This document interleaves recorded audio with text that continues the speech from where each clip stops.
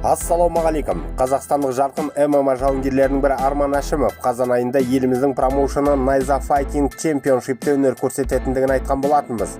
Енді міне Мұстафа Өзтүрік деген лақап аты бар спортшының қарсыласы ресми түрде жарияланды.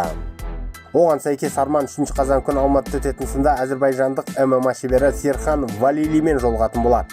Арман 2019 жылдан бері ресми кездесуге шыққан жоқ.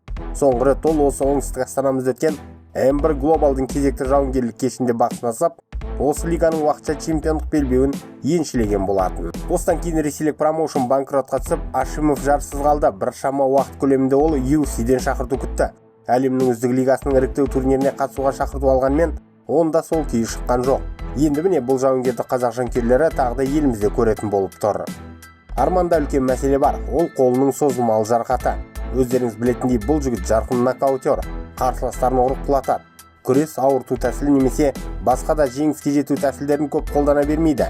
Қарсыласты күтіп жүріп бір соққысымен сұлатып түсіреді. Бірақ сол ауыр қолы кемінде мығым 3 соққы ғана жарамды. Осы 3 соққы ішінде ол қарсыласты құлатса құлатты, құлатпаса ары қарай қиын болады. Естеріңізде ме, ол украиналық Александр Даскальчукпен болған Эмбер Глобал бәсекесінде осындайға тап болды. Сол чемпиондық сынды қолын сындырып жеңіліспен аяқтады. Сондықтан Ашимов та алдағы сынға сақтықпен қарап отыр. Кездесудің ресми постының астында ол енді жарақат алып қалмасам болғанын деп жазба қалдырды. Басында бұл жарақатты көпшілік біле бермейтін. Оны Contender Series'ке қатыспауы осыған байланысты шығар.